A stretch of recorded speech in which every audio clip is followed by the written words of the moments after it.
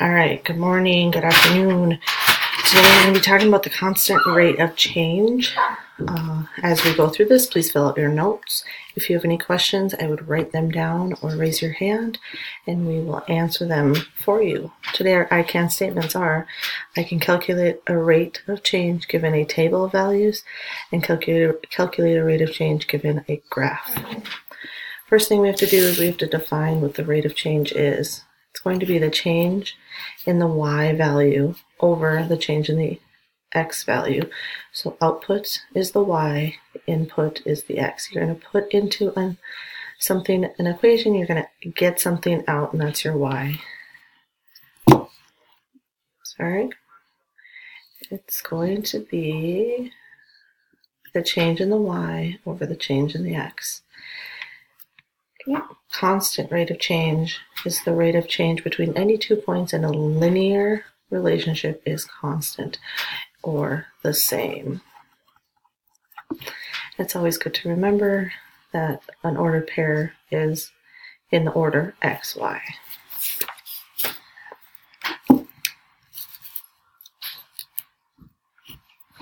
Okay, so we have this graph and we see that each time we're adding 2 to it. 0 to 2 is 2, 2 to 4, 2. And then that's our y, and the x, each time we're adding 1. So our rate of change is going to be 2 over 1, and 2 represents the number of songs, and the x represents minutes, so 2 songs per minute. Whenever we have that bar, or division bar, we could say per. Always check all ratios that are different. So if I have a ratio of 2 to 4, that can reduce down to 1 over 2. And that would equal, if I have a different number, or different ones that are 1 over 2, that means they are still equal. At first they looked different, but they aren't. If they simplify to the same amount, it has the constant rate of change. And if they do not simplify, it does not have a constant rate of change. So a linear relationship is going to be a relationship that has a straight line graph. Linear, we see line in there, so it's going to create a straight line graph. And they also have a constant rate of change. When finding linear relationships given a table, unless it says otherwise, the second value is the output. So if I have a table that looks like this, and it has labels here, I'm going to label, this is actually going to be my x, and this is going to be my y. Same if I have a table like this, and it's labeled, but not with x and y, I'm going to write x, y, unless it is otherwise stated. Okay, so we're going to go on and we're going to try some now. So I have 2 tables here. I'm going to start with the left one. Get it? There we go. And this one is labeled for me. So this first one is my x and the second one is my y. So I'm going to find the difference between each point. So 5 to 10, that's 5. 10 to 15, that's 5. Now if these weren't nice and easy numbers, I could take this one and do 10 minus 5, and I would get 5. 15 minus 10 is 5 to find the difference. 6, 12, I'm going to add 6, and 12 to 18, I'm going to add 6. So if I didn't know that I'm adding 6 to 12 to get 18, I could do 18 minus 12, and I would get 6. Okay, I'm going to put the change in the y, so 6 over 5. And I want to label that and simplify it down. So if I were to change it to a decimal, it would be 1.2. If I'd leave it as a improper or a mixed number, it would be 1 1/5. If I wanted to label this, answer this one or this one, this is going to be my cans of paint. So it's going to be cans of paint per chair. So 1.2 or 1 2/10 cans of paint per chair. Okay. I also want to make sure to write that it is linear. So this relationship here has a linear graph. Okay, cooling water. I'm going to find the difference here. So 5 to 10, 10 to 15, 15 to 20. I'm adding 5 each time. 95 to 90, I'm subtracting 5 there. 90 to 86, I'm subtracting 4. 86 to 82, I'm subtracting 4. Now, because these are different doesn't necessarily mean that it's not going to be linear. I have to check them. So -5, remember, if it's not labeled, it's x, y. So -5 here over this 5 here, that reduces down to a -1. Is that equal to -4 over 5?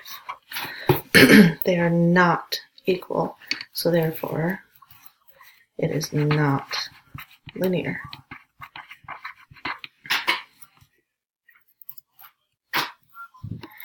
Okay, now I'm going to go to another example. And now, not just because this is what I was saying before, just because it doesn't have the same each time doesn't mean it's not necessarily it's not linear right away. So determine if the following data is linear. If so, calculate the rate of change. If not, explain why. So we have 0 to 2, we're adding 2. 2 to 4, we're adding 2. 4 to 8, we're adding 4. And 8 to 24. I'm going to do 24 and I'm going to subtract 8. And I'm going to get 16. So I'm going to be adding 16 there. 0 to 3, 3 to 6, 6 to 12, and then 36 minus 12, we got 24. Now, just because they're different doesn't mean it's not linear right away. I have to find and simplify them down. So the rate change in the y, so 3 over 2. It's going to simplify down to 1.5. I can put in my calculator 3 divided by 2. 3 divided by 2 is the same. Then I'm going to take 6 divided by 4. Put in my calculator, it's going to get 1.5. 24 divided by 16, or 24 over 16, it's going to reduce down to 1.5. If they're all the same, it is going to be linear. So I'm going to label it linear, and then I want to label 1.5. Remember, the top was the change, or my top number, the 24, that was my feet. And my bottom number were minutes. So it's going to be feet per minute. 1.5 feet per minute. All right. Let's try another one.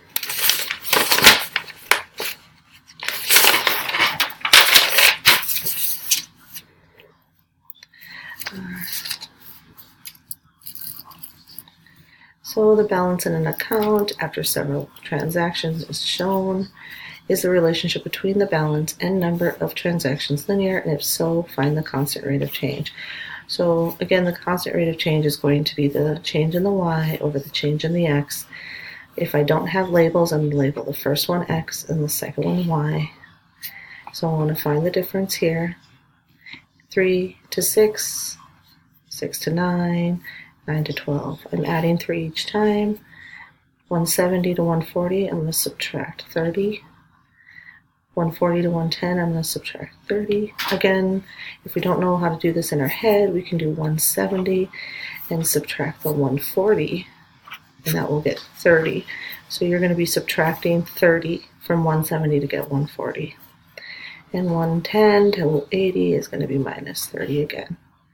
So you see that we have a constant rate. It's going to be negative 30 over 3, negative 30 over 3.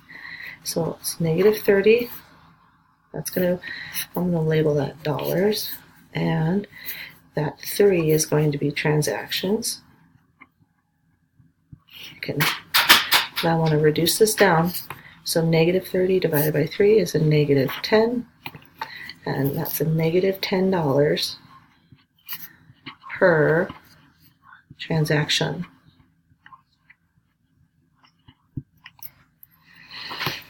Okay. Remember, we also have to answer if it was linear, and is it constant? Yes, so therefore it is linear. Have to remember to answer all the questions. All right, now we have a graph, and we have to do the same thing. Now our y, remember, is going to be vertical up and down. Our x is going to be horizontal. So from here, I need to get down to here. So the difference from this point to this point is going to be 80 to 60. So I'm going down 20. And then I'm going to go over from 8 to 16. So I'm going over a positive 8. Then from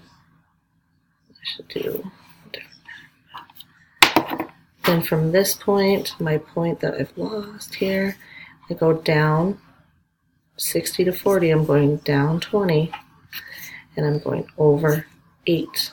So 16 to 24. So I go down that 20 and over. I know it's a little messy, but. And if I were to go from this point, 40. Oh, I don't have another point. So these 2 points, it is a constant rate of change, so therefore it is linear. I'm going to reduce this down, and I'm going to, would be negative 5 over 2. Divide both of these numbers by 4. I can, again, do 2 1/2, or 2.5. One of them is negative, so this has to be negative. And I need a label. So the top one would be time. So that's in minutes. So it's going to be minutes per, and this one is volunteer. So minute per volunteer. Okay. We have time for one more graph. Determine if the relationship is linear by finding the rate of change between each set of data points. Different pencil. Okay, from this point to this point, we have to go and look what that point is. Well, from 2,000 to 4,000, this middle one would be 3,000, and then right in the middle of 3,000, 4,000 would be 3,500. That's that point there. And I'm going to go down how many to this one. Well, in this case, it might be easier to write out all the points. So I'm going to do that. I'm going to create a table. And my XY, so my X, I go to 0 and I go up 35. So 3,500. This one is 2, and it is right at 3,000. And then this one is 6, and it goes up to 2,000. So then I'm going to find the difference between my points. So 0 to 2, I'm adding 2, and 2 to 4, I'm adding, or 6, I'm adding 4. And then 3,000 of 3,500 to 3,000, I'm subtracting 500. 3,000 to 2,000, I'm subtracting 1,000. And then I'm going to put the difference of the y, so negative 500 over the 2. That reduces down to 250 over 1, which would be just 250. Again, this 500, that was feet, so it's going to be feet per, and then that's minutes. If this one reduces down to the same thing, it's going to be it's going to have a constant rate of change.